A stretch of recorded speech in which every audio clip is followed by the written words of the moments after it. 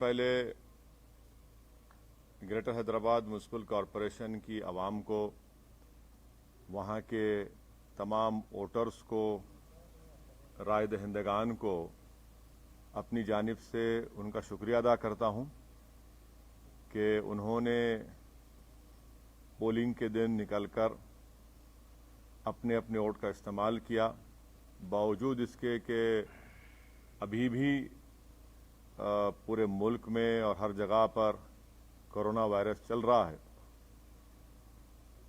और अगर polling percentage में और इजाफा होता तो और भी अच्छा होता, मगर जिन्होंने निकला अपने वोट का इस्तेमाल किया, मैं इनको मुबारकबाद देता हूं। और क्योंकि उन्होंने हमारी जमहूरियत को मजबूत करने का और जो आवाम को एक मौका मिलता है 5 साल में एक मरतबा अपने वोट को डालने का, उन्होंने उसका इस्तेमाल किया। दूसरी जानिब में साथ ही साथ हमारे पार्टी के तमाम मेंबर्स का, अराकीन का दिल की गहराइयों से उनका शुक्रिया अदा करता हूं कि बड़ी मेहनत और जुस्तजू उन्होंने की और साथ ही साथ जो 44 बल्दिया के कॉरपोरेटर्स या डिवीजन्स पर मंजलिस के उम्मीदवारों को कामयाबी मिली, मैं वहाँ के तमाम वोटर्स को, राय दहिंदगान को, वहाँ के बुजुर्गों को, इज्जतदार माँ और बहनों को, गयूर नौजवानों को उनका शुक्रिया अदा करता हूँ। और साथ ही साथ मैं ये बताना भी चाहूँगा कि MIM की जो कामयाबी हुई है, 5 साल पहले भी हमारे पास 44 कॉरपोरेटर्स थे और जब हम 60 म्युनिसिपल वार्ड्स पर इंतखाबात में हिस्सा लिया था, अब के बार हमने 51 म्युनिसिपल डिवीजन्स पर हमने इंतखाबात में हिस्सा लिया और उसमें से हमने 44 म्युनिसिपल सीट्स पर कामयाबी हासिल की। मैं हमारे तमाम पार्टीज़ के MLAs का, पार्टी के ब्रांच प्रेसिडेंट्स का, बूथ प्रेसिडेंट्स का, इन सब का शुक्रगुजार हूं कि हम तमाम ने मिलकर टीम वर्क की और ना सिर्फ इलेक्शन कैंपेन के दौरान बल्कि MIM पार्टी साल के 12 महीने आवाम के दरमियान में रहती है और उनके दरमियान में रहकर उनके अच्छे में, उनके बुरे में, उनकी तकलीफ में, उनकी खुशी में उनका साथ देती है। इसीलिए कि हमारा ये कांस्टेंट आवाम के दरमियान में रहना, उनसे मुलाकात करना, आवाम को दस्तयाब रहना या जिसको अंग्रेजी में कहते हैं एक्सेसिबल रहना, वो भी हमारी कामयाबी में एक बहुत बड़ा रोल अदा किया। साथ ही साथ जब 3 महीने लॉकडाउन था, उस दरमियान में MIM पार्टी की तरफ से लॉकडाउन में गरीब आवाम की खिदमत करना, उनमें तमाम रेशन किट्स को उनमें जाकर उनको पहुंचाना घर तक, पेशेंट्स जो बीमार पड़ रहे थे उनके लिए अस्पताल में इंतज़ाम करना, और फिर जो हैदराबाद में 100 साल के बाद इतनी ज़्यादा बारिश आई, उस 2-3 दिन के अंदर जो MIM के तमाम जिम्मेदारान ने मेहनत की और बाद में हमने उनको जो रिलीफ पहुंचाया, यकीनन वो भी इसमें बहुत बड़ा रोल अदा किया। बहरहाल मैं तमाम अपने पार्टी के जिम्मेदारों का, और ये हमारी कामयाबी पूरी में हमारे पार्टी के मेंबर्स को क्रेडिट जाता है और उन तमाम वार्ड्स के वोटर्स को क्रेडिट जाता है। MIM पार्टी ने 51 म्युनिसिपल सीट्स पर कंटेस्ट किया और आप जानते हैं कि हैदराबाद पार्लियामेंट कॉन्स्टिट्यूंसी में हमने 44 डिविजन्स में से 34 पर कंटेस्ट किया और 33 म्युनिसिपल वार्ड्स पर हमको कामयाबी मिली। मैं फिर से कह रहा हूं कि हैदराबाद पार्लियामेंट्री सेगमेंट में 44 म्युनिसिपल डिविजन्स हैं, जिसमें से MIM ने 34 पर कंटेस्ट किया और 33 पर हमने कामयाबी हासिल की। ये 5 साल पहले भी ऐसा ही था। दूसरा, सिकंदराबाद में हमने 12, सिकंदराबाद पार्लियामेंट कॉन्स्टिट्यूंसी में 12 म्युनिसिपल वार्ड्स में कंटेस्ट किया और 9 म्युनिसिपल डिविजन्स पर, 9 म्युनिसिपल डिविजन्स पर अल्हम्दुलिल्लाह हमको कामयाबी मिली। वैसे ही हमने 3 municipal wards Malkajgiri parliament segment में हमने इंतखाबात में हिस्सा लिया, हमको कामयाबी नहीं मिली। 2 म्युनिसिपल डिवीजन्स हमने चिवल्ला पार्लियामेंट कॉन्स्टिट्यूंसी में हमने लड़ा और दोनों पर हमको कामयाबी मिली। तो मैं फिर से अल्लाह सुब्हाना व तआला का शुक्रगुजार हूँ कि परवरदिगार ने हम पर बहुत बड़ा रहम और करम किया और हमारी पार्टी को, इन गरीब आवाम की दुआओं को कबूल किया और हमको कामयाबी से हमकिनार किया। हमारे जो 44 सीट थे, अल्हम्दुलिल्लाह हमने उसको रिटेन किया और जो 7 म्युनिसिपल वार्ड्स पर हमको कामयाबी नहीं मिली, उसके ताल्लुक से हम लोग बैठेंगे, बात करेंगे। मगर मैंने हमारे तमाम जीतने वाले जितने भी नए नौ मुंतखब शुदा या न्यू कॉरपोरेटर्स हैं, उन सब से मैंने बातचीत की है और उनसे मैंने कहा कि भाई साहब, कल से आप लोग तमाम अपने काम का आगाज़ शुरू कर दीजिए। हमने जो आवाम से वादे किए थे उसको पूरा करने का कल से वक्त शुरू होता है। और साथ ही साथ मैं बताना ज़रूरी समझता हूँ आप तमाम को कि पुराना पुल डिवीज़न से राजमोहन चौथी मरतबा MIM पार्टी के म्युनिसिपल कॉरपोरेटर के तौर पर जीते हैं। कारवान से हमने स्वामी यादव को टिकट दिया था राजेंद्र यादव साहब की जगह पर, उनको कामयाबी मिली। तो ये हमारी परफॉर्मेंस था जिसको मैं समझता हूँ कि मैं इससे मुतमईन हूँ। और हमारा जो, अगर आप बोलेंगे कि स्ट्राइक रेट है 51 म्युनिसिपल वार्ड्स में, ये हमारा मैं समझता हूँ कि सबसे बेहतरीन स्ट्राइक रेट रहा है। अब आपका जो बुनियादी सवाल होगा कि बीजेपी भी जीती, यकीनन बीजेपी जीती है और ये अवाम का फैसला है और हमारी कोशिश ये होगी कि हम जमहूरी तरीक़े से बीजेपी से मुकाबला करेंगे और हमको पूरा यकीन है कि इनकी बढ़ते हुए कामयाबी के कदम को इंशाअल्लाह ताला हैदराबाद की आवाम, बल्कि पूरे तेलंगाना की आवाम इसको रोकेगी। और मुझे ये भी कहना पड़ेगा कि तेलंगाना में जब असेंबली के इंतखाबात होंगे, आप देखेंगे कि इंशाअल्लाह ताला ये बीजेपी की जो कामयाबी है, वक्तिया कामयाबी है, ये उस वक्त तक इतनी कामयाबियां इनको नहीं मिलेंगी। और मुझे अवाम का फैसला है, हमारी क्या बोलना चाहिए, हमारी ख्वाहिश के बरक्स फैसला आया बीजेपी की हद तक। मगर MIM पार्टी को तो मैं समझता हूं कि हमने तमाम बड़ी मेहनत की और उसका नतीजा हमको अल्लाह सुब्हाना व तआला ने और हैदराबाद की आवाम ने हमको दिया है। शुक्रिया। सर, आप जब लोकसभा चुनाव में 4 सीटें बीजेपी जीत के आई थी, उस समय भी आपने कहा था कि ये वक्तिया कामयाबी है। फिर उसके बाद ये कामयाबी नहीं, देखिए, देखिए, आप ये बात कह रहे हैं, मैं इसलिए निकाल रहा हूं कि जरा वो आंख पे, तो निजामाबाद में म्युनिसिपल इलेक्शन हुआ, बीजेपी का MP है वहां पे, कितनी सीट MIM जीती?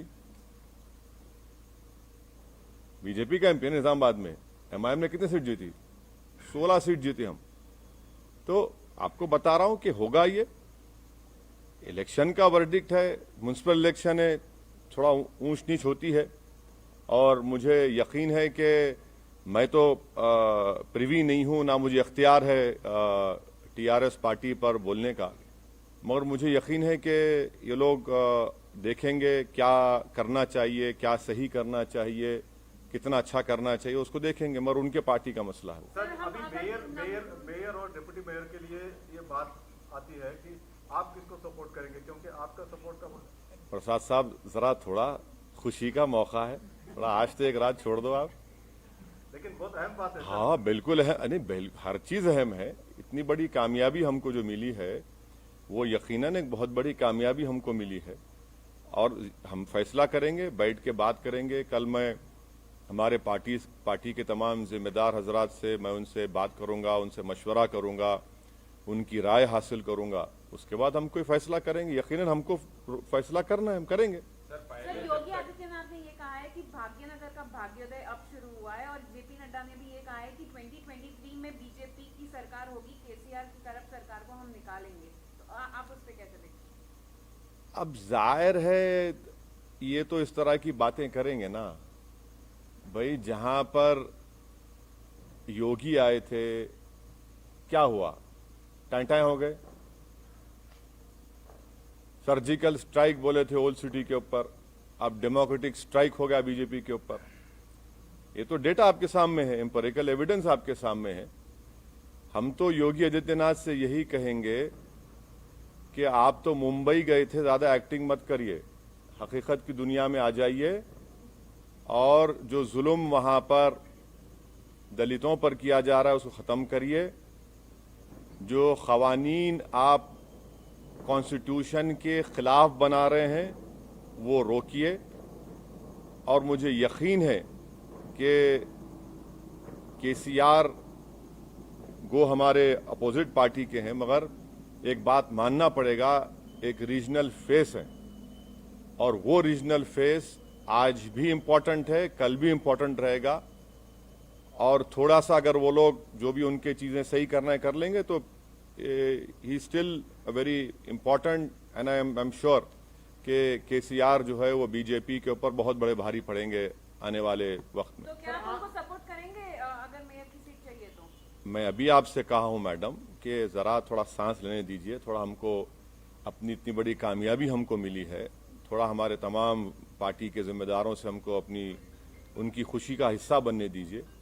और कल सुबह में हम तमाम पार्टी के हमारे जिम्मेदारों से, एमएलएज हैं, एमएलसीज हैं, सीनियर हमारे पार्टी के लीडर्स हैं, उन तमाम से बात करेंगे, मशवरा करेंगे और जो भी फैसला होगा आप तक पहुंचाएंगे। सर, आपने अपने घर हैदराबाद से अपील की थी जब चुनाव प्रचार कर रहे थे कि बीजेपी को यहाँ पर कंप्लीटली रिजेक्ट किया जाना चाहिए, लेकिन आप ही के घर में बीजेपी नंबर कहाँ देखिए, आप लोग नेशनल चैनल पे आपको बड़ी मोहब्बत हो गई असदुद्दीन ओवैसी के, ओवैसी के घर में। मेरे घर में कौन जीता? हम तो कह रहे हैं कि मेरे अंगना में तुम्हारा काम ही नहीं है। अरे ना, आप देखे सुनिए, आप बताइए, चलिए मेरे घर में कहाँ जीते? आपने कहा नहीं आप नहीं, सुनिए एक बात सुनिए। आप जब कह रहे हैं तो आप बताइए कौन सी जगह पर। हम तो जहां योगी गए वहां हराए, जहां अमित शाह आए वहां हारे। आपने कहा था पुराने शहर में सर्जिकल स्ट्राइक करेंगे, हमने कहा डेमोक्रेटिक स्ट्राइक करेंगे, डेमोक्रेटिक स्ट्राइक हो गया। अब नेशनल मीडिया को बीजेपी के बाजा बजाने का इतना शौक है तो बजाइए आप, मगर हमारे कंधे पे रखकर बाजा मत बजाइए। आप खुलकर कहिए कि हम बीजेपी की बैंड पार्टी हैं, हम बाजा बजा रहे हैं। हम आपसे कहना चाह रहे हैं कि हमारे घर में बीजेपी का जो पोजीशन था वो क्या है आप देख लीजिए। हम आपको फिर से कह रहे हैं कि हैदराबाद पार्लियामेंट सेगमेंट में 44 म्युनिसिपल डिविजन्स हैं। 5 साल पहले भी हमने 34 पर लड़ा था, 33 जीते थे। इस बार भी हम 34 लड़े हैं, 33 जीते हैं। अब आप बताइए, आप लोग तमाम माशाअल्लाह से आइंस्टाइन के करीबी दोस्त हैं, मैथमेटिक्स में आप लोग बहुत अच्छे हैं, हम तो वीक हैं, इसीलिए हम पॉलिटिक्स में। आप बता दीजिए कि ये नंबर सही है गलत है। सर आप हमेशा हैदराबाद और तेलंगाना की जो फैब्रिक है, गंगा जमुनी तहजीब है, उसकी वकालत के मद्देनजर आप बीजेपी और फिरका परस्त ताकतों को रोकने की बात करते रहे हैं। उसी के मद्देनजर आप केसीआर को भी सहयोग करते रहे हैं कई चुनाव में, मतलब लोकसभा और विधानसभा में। तो इसमें तो नहीं था ना कोई अलायंस हमारा। नहीं, इसमें नहीं था। तो क्या थैंक यू। बीजेपी को रोकने के लिए जैसे आप वकालत करते हैं तो क्या आगे हाथ मिला सकते हैं? क्योंकि जो ये आंधी है, जैसा बीजेपी, आप आंधी बोलते? हाँ, बीजेपी आसमान देखिए कितना साफ है, इतना अच्छा मौसम है, ना हवा। देखिए सुनिए, ये लफ्ज आंधी का क्या मतलब? अरे भाई, अगर आंधी होती तो एमएलसी क्यों हार गए महाराष्ट्र में? महाराष्ट्र में हार, अरे ठीक नहीं जी, अरे भाई आवाम का फैसला है, मगर जरा अल्फाज का इस्तेमाल जो है ना, जरा उसके ऊपर देख कर करिए। आंधी कहाँ आंधी है भाई? अरे भाई, तूफान आपके सामने बैठा हुआ है, आप कहाँ आंधी की बात कर रहे हैं? सर, अब चार मीनार की तो बात हो गई, क्या आप कोलकाता के हावड़ा ब्रिज पर कूच करेंगे सर? नहीं, इलेक्शन लड़ना तो प्रसाद साहब मेरे लिए जरूरी है। मैं जब तक जिंदा रहूंगा मैं इलेक्शन लड़ता रहूंगा, और मुझे जीतने से या हारने से कोई मतलब नहीं है, मुझे लड़ने से मतलब है और मैं लड़ूंगा। अब रहा सवाल, आपके सवाल का जो स्पेसिफिक जवाब है, अब इलेक्शन से हम लोग थोड़ा हैदराबाद के इलेक्शन से फारिग हो चुके हैं, अब बैठ के बात करेंगे आने वाले एक 6-7 दिन में, और फिर इंशाल्लाह फिर अपना सफर शुरू रहेंगे। सर यही फॉर्मूला आप वेस्ट बंगाल में, मतलब आपने कहा था हर नहीं मतलब नहीं असम में भी ये सोमित देखिए, मैं आपके सामने कई मर्तबा इन पर्टिकुलर आपके तमाम से कहूं कि केरला में और आसाम में मैं नहीं जाऊंगा। ये मेरा एक डिसीजन है और हम उसके पाबंद हैं। वहां पर बदरुद्दीन अजमल साहब की AIDUF है, IUML केरला में है, हम वहां जाकर उनको डिस्टर्ब नहीं करेंगे। अगर कभी उनको गलती से मेरी जरूरत पड़ गई मुझ जैसे दीवाने की, तो वो मुझे कॉल कर ले, मैं आ जाऊंगा, नो प्रॉब्लम। सर मतलब सर बीजेपी मतलब ये तो भी कह रहा है clarity सर, ये है कि बीजेपी आप बीजेपी ये भी सर बीजेपी नहीं, ये केरला और आसाम की बात कर रहा हूं। वेस्ट बंगाल, तमिलनाडु में तो लास्ट टाइम लड़े हम लोग, एक सीट लड़े थे, वानियमबाड़ी की सीट लड़े थे हम लोग एक। बिल्कुल तमिलनाडु में लड़ेंगे, क्यों नहीं लड़ेंगे? सर बीजेपी इधर भी वो राइट साइड बहुत हो गया, लेफ्ट विंग भी है, एक सवाल ले लीजिए। लेफ्ट साइड भी है। सर बीजेपी ये क्लेम करता रहा कि MIM का और मेनली जो TRS का अलायंस है, मतलब इश्यू बेस्ड जो सपोर्ट था वो रूम के अंदर ही रहा है।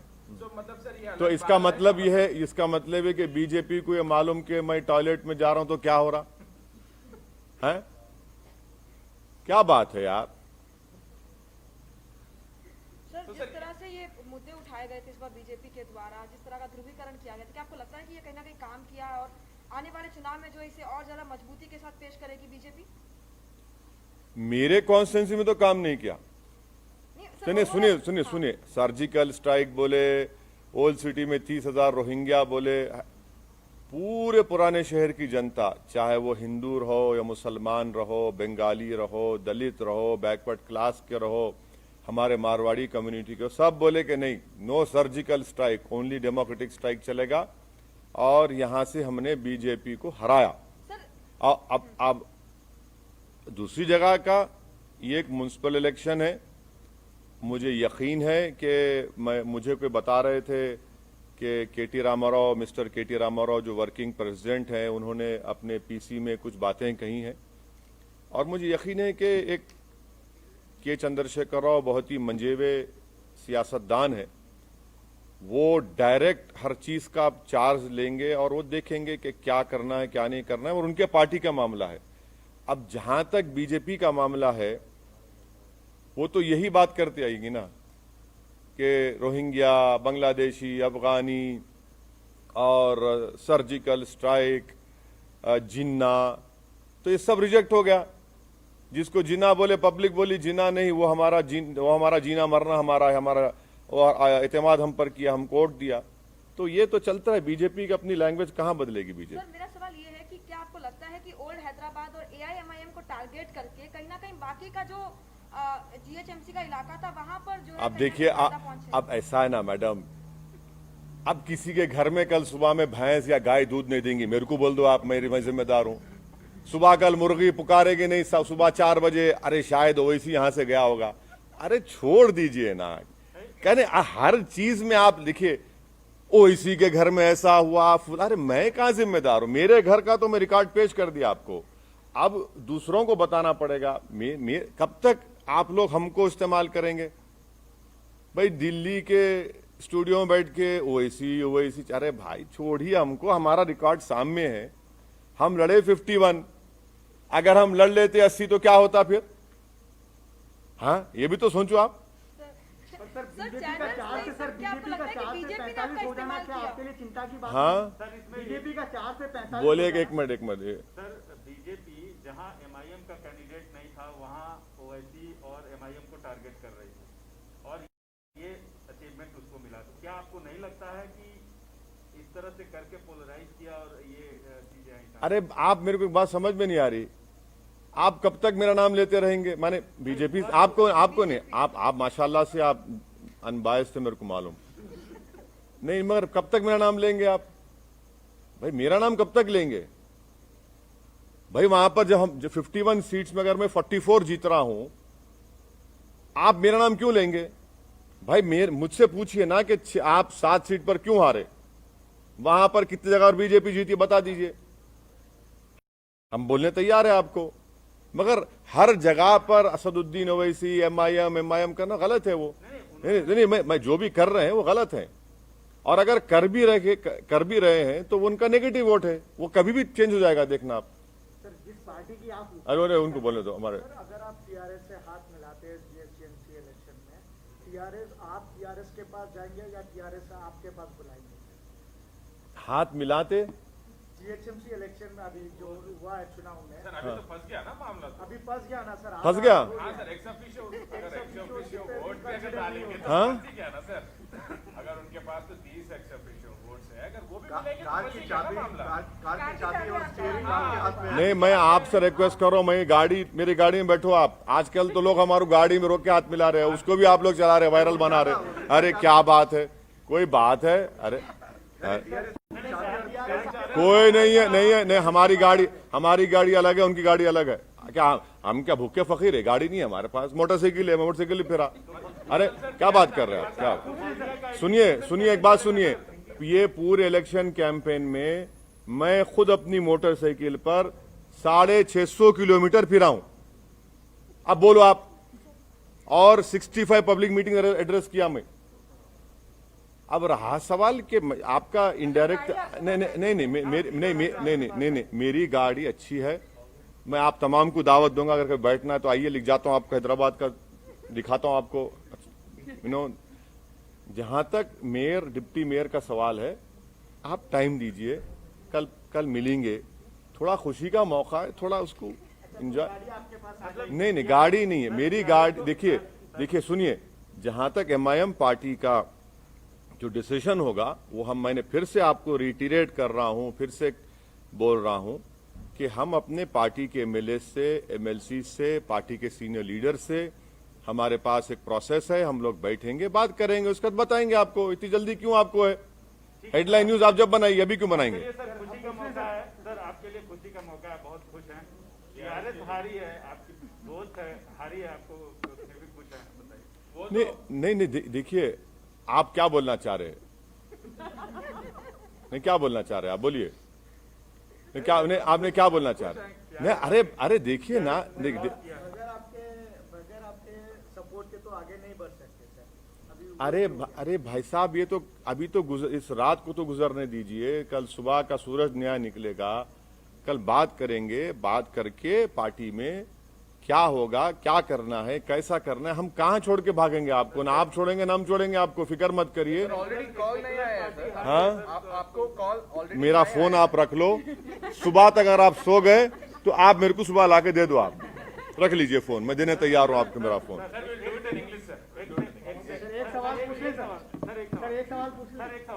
एक सेकुलर पार्टी लॉस की है, उसका आपको दुख है या खुशी है?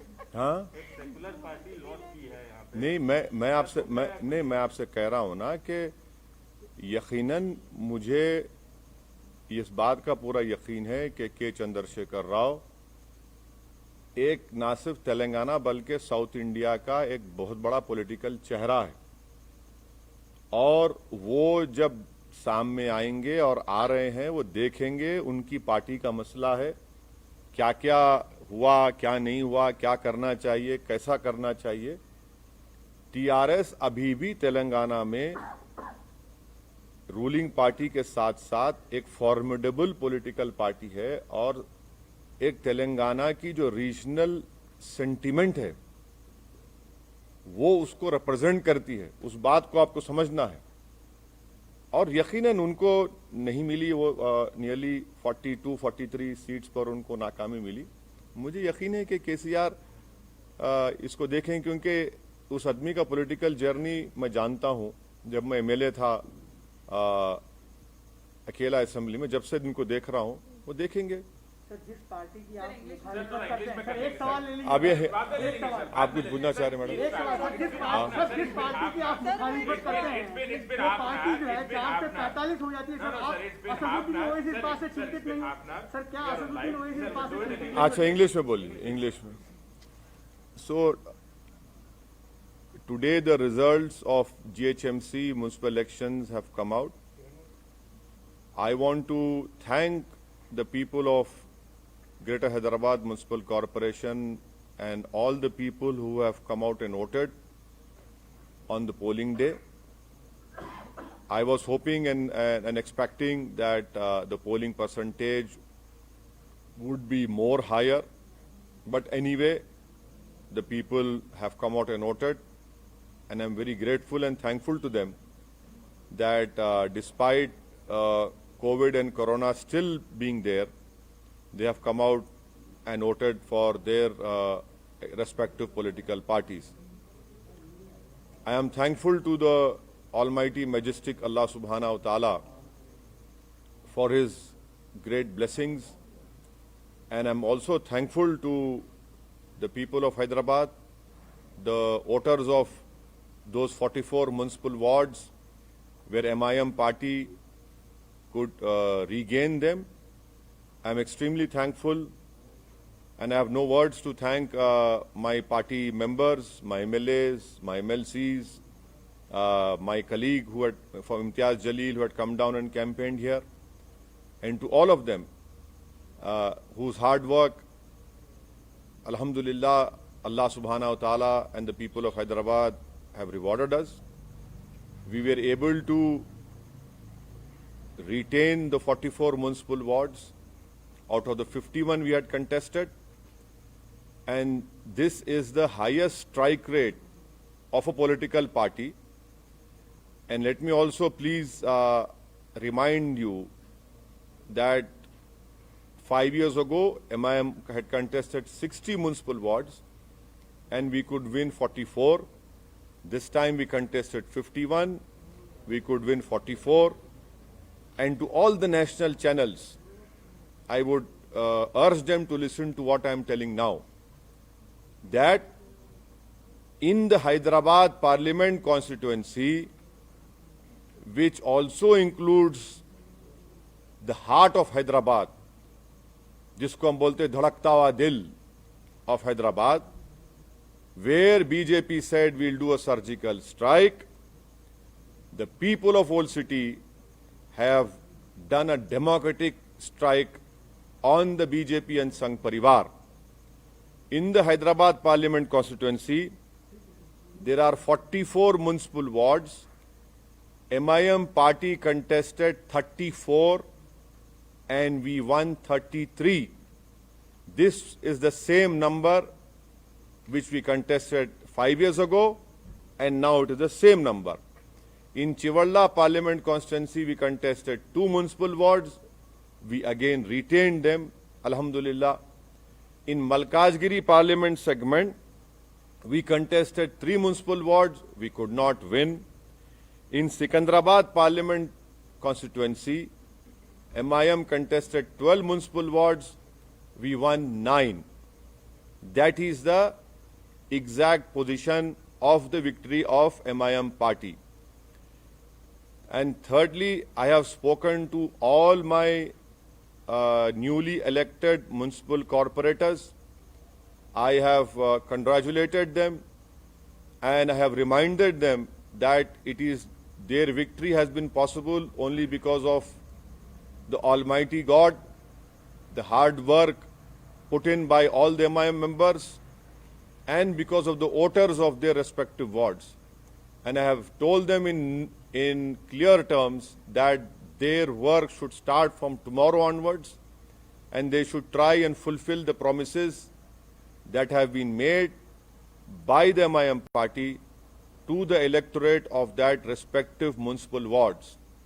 And may I also tell you that this victory also shows that MIM party's continuous work of being in the midst of the common man, representing them, being in their happiness, helping them when they are in trouble, and helping them whenever they required any helping hand. That is why the MIM party could retain 44 municipal wards.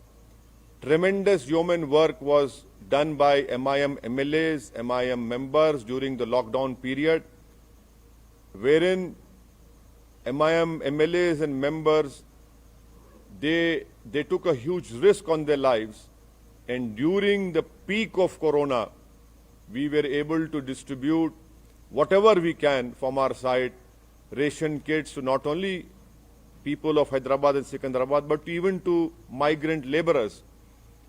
And also when the unfortunate floods took place in Hyderabad, those 3 days, the MIM cadre, MIM MLAs, everyone were out there on the streets, on those inundated areas where thousands of houses were submerged in water. We were doing our utmost best, and people have seen that it is the only party in Hyderabad whose offices are open 6 days a week, where MLAs, corporators, MPs sit in front of the people and address them and meet them, and they are very accessible as compared to other political parties. As far as the election of mayor and deputy mayor is concerned, we want to savor this moment of our victory, and we are thankful to the people of Hyderabad. In all humility, I salute them, and I have no words to thank them. But tomorrow I will be meeting my party MLAs, my party MLCs, my senior leaders. We will be speaking to them. I'll be asking for their views and their advice, and accordingly we will take a decision, and definitely we will let you know. So this is what I have to tell you as far as today's electoral verdict of Greater Hyderabad Municipal Corporation is concerned. Sir, as you said, the people have done democratic strike on the BJP party Sangh Parivar, and sir, after massive aggressive campaigning by the big guns like big faces who have landed in Hyderabad city of इतना बड़ा gun यहाँ बैठा हुआ है, तुम्हारे को वही gun दिख रहा है? हाँ, तोप है ये? क्या बात कर रहे हैं आप गन गन क्या बोल रहे हैं? हम क्या वो है बरमार है? क्या बात कर रहे हैं? अरे क्या, अरे छोड़ दीजिए. देखिए, see, the BJP said that we will do a surgical strike on Old City. The BJP said that there are 30,000 Rohingyas in voter list. The whole campaign was focused on the people of Old City, and the people of Old City have replied to them, have told them that you cannot demean the people of Old City in this way. And they have given a proper befitting reply to BJP, and that is why you see in Hyderabad Parliament constituency, the BJP have lost badly as far as MIM is concerned, and I'm thankful to the people of Old City. And please stop using these terms like big guns, that gun, this gun. What is that gun? This is democracy. Gun will not work. Ballot will work. And that is why, and if you are saying gun, हम कोई कम है क्या? हम भी तो अरे हमको क्या बोलेंगे आप? क्या बोलेंगे? कैनन बोलेंगे? हाँ, वो बोल लो. बिग फेस, छोटा फेस वाले चलता, बट ऐसा नो को बोलो आप. गन है. You see, your love for BJP comes out when you ask me a question, so I cannot stop you for that. So, but if they've seen 100% increase from last year, how do you see that big jump from the BJP? Yes, it is. Yes, it is a verdict given by the electorate of Greater Hyderabad Municipal Corporation, but I am not privy to the affairs of BJP or TRS.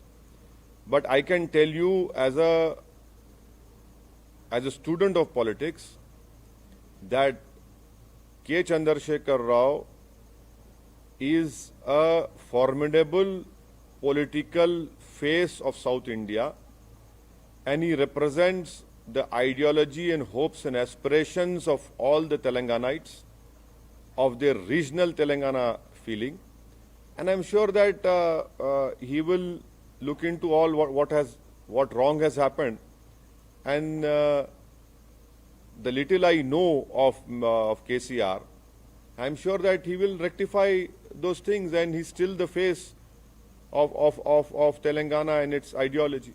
No, sir, you as an MP of Hyderabad, how do you see this jump? That is what I'm asking, because you have seen this for decades now. So how do you see this jump all of a sudden? See, we have seen these jumping jacks. Jack in the box always happen. Doesn't matter.